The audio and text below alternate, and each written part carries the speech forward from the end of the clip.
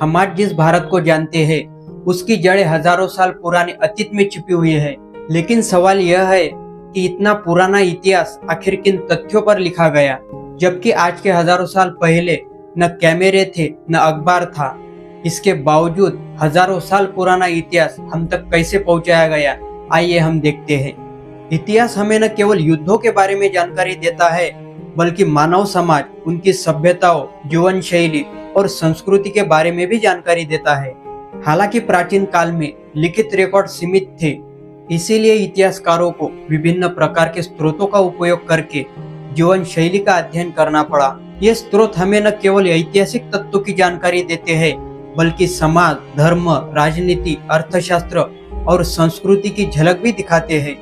इसी विषय को समझने के लिए मुख्यतः हमें दो स्रोतों को समझना जरूरी है। पहला है पुरातात्विक स्रोत, जिसमें आते हैं शिलालेख, स्मारक, मंदिर, स्तूप, सिक्के, मूर्तियां, ताम्रपट। और दूसरा है साहित्यिक स्रोत, जिसमें आते हैं धार्मिक ग्रंथ जैसे वेद, उपनिषद, रामायण, महाभारत, बौद्ध धर्म ग्रंथ, जैन धर्म ग्रंथ। और इसके अलावा जैसे कौटिल्य का अर्थशास्त्र, विदेशी यात्रियों के यात्रा वर्णने। इन्हीं स्रोतों का अध्ययन करके हमारा इतिहास साकार किया गया है। और भारत एवं अन्य देशों में पुरातत्व का इस्तेमाल प्रागैतिहासिक एवं प्राचीन इतिहास के अध्ययन में किया जाता है। और इस संबंध में बात करते हैं प्रागैतिहासिक काल की, तो प्रागैतिहासिक काल का संबंध उस काल से है जिसके कोई लिखित प्रमाण नहीं है, और इतिहास मुख्यतः लिखित प्रमाणों पर आधारित है। यानी इसका यह मतलब हुआ कि इतिहास का लेखन वहां से शुरू हुआ जहां से इतिहास के संबंध में लिखित प्रमाण मिलने शुरू हुए। पर इतिहास लिखित साधनों के अलावा भौतिक साधनों के द्वारा भी लिखा गया है। इन भौतिक वस्तुओं का संबंध उस वस्तुओं से है जो उत्खनन के दौरान मिली है। इसमें शामिल है शिलालेख, ताम्रपट, नानी, स्तूप, मूर्तियां और कुछ स्मारक। इसके तौलनिक अभ्यास से भी इतिहास का काल निश्चित किया गया है। और अगर भारत में लिखित प्रमाणों की बात करें तो ईस्वीसन पूर्व 3000 के मध्य तक भारत में सिंधु संस्कृति में लिखावट होने के प्रमाण मिलते हैं, लेकिन उसे अभी तक पढ़ा नहीं जा सका। पर भारत में पढ़ी गई पहली लिखावट का श्रेय जाता है ईस्वीसन पूर्व 3री शताब्दी के सम्राट अशोक के शिलालेख को, जो उस समय के ब्राह्मी लिपि में लिखी गई थी, जो उस समय के ऐतिहासिक निर्माण का ठोस और मजबूत साक्ष्य प्रस्तुत करती है। हालांकि सम्राट अशोक से पूर्व के काल में वैदिक और उत्तर वैदिक साहित्यिक स्रोतों के बावजूद इतिहासकारों के लिए पुरातत्व शास्त्र एक महत्वपूर्ण स्रोत है, क्योंकि हमारे प्राचीन भारतीय समाज ने ढेरों भौतिक अवशेष छोड़े हुए हैं, जैसे दक्षिण भारत के पाषाण मंदिर और पूर्वी भारत के ईंटों वाले मठ आज भी हमें अतीत की विशाल भवन निर्माण प्रक्रियाओं की याद दिलाते हैं। हालांकि इन अवशेषों का सबसे बड़ा भाग टीलों और खंडहरों के रूप में पूरे भारत में दबा पड़ा हुआ है। जैसे रामायण और महाभारत के मामले में इन अवशेषों या खंडहरों की परत दर परत खुदाई करके उन चीजों के जरिए उस वक्त की संस्कृति व अन्य पहलुओं को बेहतर तरीके से समझा जा सकता है। और इसी प्रकार की खुदाई के माध्यम से ईस्वीसन पूर्व 6000 में बलूचिस्तान में लोगों द्वारा निर्मित गांव सामने आए हैं। और ईस्वीसन पूर्व 2000 में गंगा के समतल मैदानों में विकसित भौतिक संरचनाएं भी सामने आई है। इससे लोगों के रहवासों और वे जहाँ रहते थे उस ठिकानों का पता लगा है, और साथ ही उनके मिट्टी के बर्तन और औजारों का भी पता लगा है। इन सारे पुराने खंडहरों और चट्टानों को खोदकर लोगों के भौतिक जीवन के बारे में जानकारी मिलती है, उसे ही हम पुरातत्व शास्त्र कहते हैं। और इसी पुरातत्व शास्त्र के आधार पर कहा जाता है कि ईस्वीसन पूर्व 7000 से 6000 तक राजस्थान और कश्मीर में कृषि होती थी, और जानवरों के हड्डियों के परीक्षण से जानवरों के इस्तेमाल और पालतू होने की जानकारी भी मिली है। और इसी तरह पौधों और जीवों की दुनिया भी धीरे धीरे बदलती रही है। उनका इतिहास जीव विज्ञान अध्ययन से प्राप्त होता है। हालांकि इसके सिवा बहुत बड़ी संख्या में सिक्के और शिलालेख सतह पर पाए गए हैं, और इससे भी ज्यादा खुदाई के दरमियान पाए गए हैं। इन्हीं सिक्कों के अध्ययन को मुद्रा शास्त्र कहा जाता है। आज हम जिस तरह पैसों का इस्तेमाल लेन देन के लिए करते हैं, उसी तरह प्राचीन समय में सिक्कों का इस्तेमाल लेन देन के लिए किया जाता था। और ये सिक्के धातु से बनाए जाते थे, जैसे सोना, चांदी, तांबा, पीतल और शीशे से बनाए जाते थे।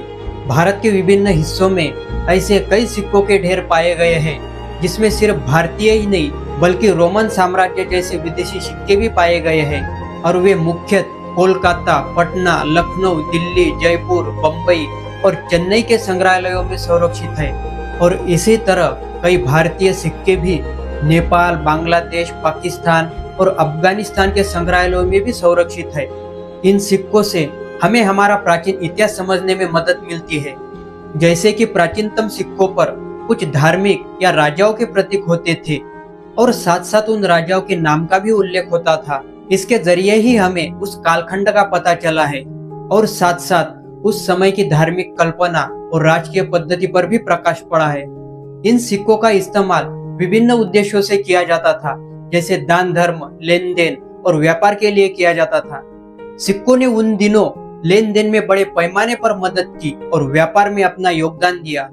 इन सिक्कों का सबसे ज्यादा प्रचलन गुप्त काल में मिलता है।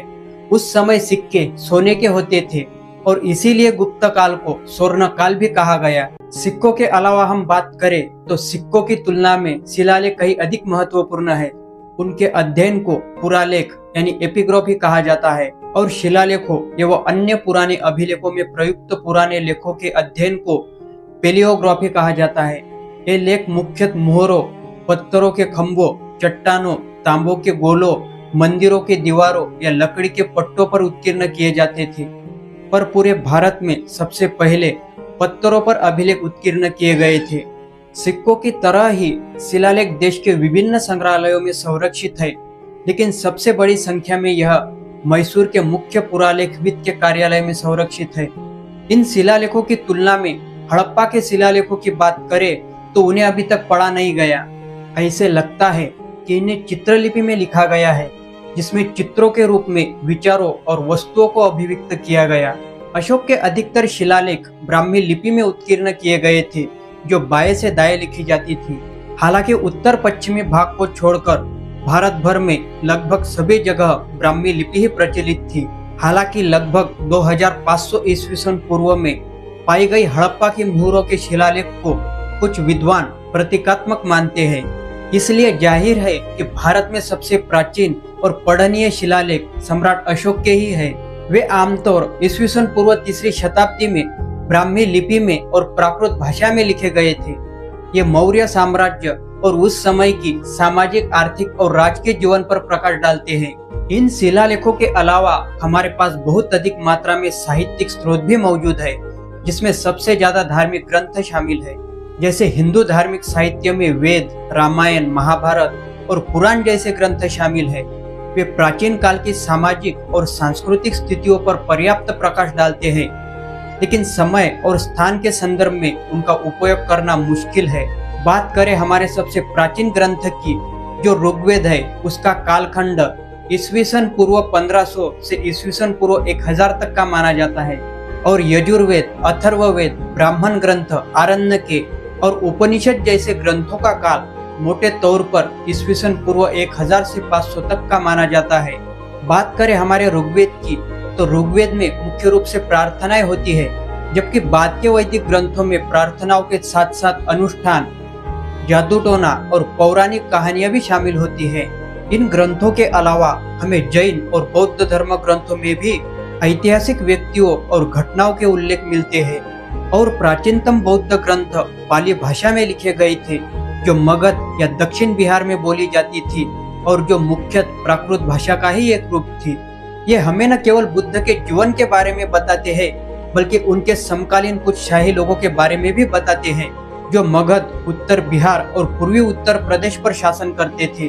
बौद्ध धर्म के अलावा जैन ग्रंथों में भी हमें तत्कालीन इतिहास लेखन पर खंडवार जानकारी मिलती है, जो प्राकृत भाषा में लिखे गए थे।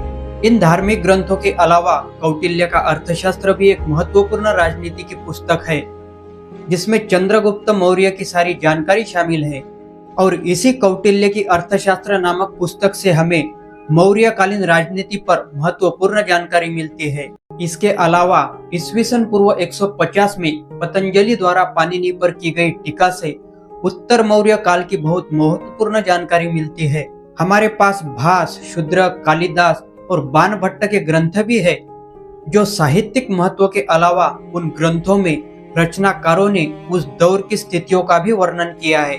इन स्वदेशी साहित्य के अलावा विदेशी संदर्भों से भी स्वदेशी साहित्य की पुष्टि की जा सकती है, क्योंकि भारत आए ग्रीक, रोमन और चीनी यात्रियों ने जो जैसा देखा उसका वैसा ही लिखित वर्णन यहाँ छोड़ गए। पर आश्चर्य की बात यह है कि भारतीय स्रोतों में अलेक्जेंडर के आक्रमण का कोई उल्लेख नहीं मिलता। उसके भारतीय शोषण के इतिहास का पुनर्गठन हमें पूरी तरह यूनानी स्रोतों के आधार पर ही करना पड़ा। जिस तरह कौटिल्य ने अर्थशास्त्र नामक ग्रंथ का निर्माण किया, उसी तरह चंद्रगुप्त मौर्य के दरबार में आए हुए मेगास्थनीज ने इंडिका नामक ग्रंथ का निर्माण किया और मौर्यकालीन स्थिति का वर्णन किया। जिस तरह लोग बाकी देशों में यात्री बनकर जाते हैं, उसी तरह प्राचीन भारत में चीनी यात्रियों में फाहियान और हुएत्संग का उल्लेख किया गया है।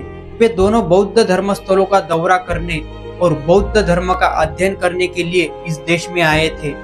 फाहियान 5वीं शताब्दी की शुरुआत में और हुएत्सांग 7वीं सदी के लगभग मध्य में आए थे। फाहियान ने गुप्त काल में भारत की सामाजिक, धार्मिक और आर्थिक स्थितियों का वर्णन किया और हुएत्सांग ने हर्ष काल के भारत की स्थिति का वर्णन किया। जिस तरह आज के जमाने में इतिहास लिखा जाता है, उस तरह प्राचीन काल में इतिहास लिखा नहीं गया। इसलिए हमें प्राचीन ग्रंथों पर या उत्खनन में मिले हुए अवशेषों पर डिपेंड रहना पड़ता है। हालांकि विश्वकोशीय सामग्री के रूप में पुराणों से गुप्त काल के शुरुआती शासन तक इतिहास की जानकारी तो मिलती है, पर उनमें घटित स्थलों और घटनाओं का कालखंड की जानकारी स्पष्ट रूप से नहीं मिलती। ये पुराण 4 युगों की बात करते हैं, जिन्हें सत्य युग, त्रेता युग, द्वापर युग और कलयुग कहते हैं।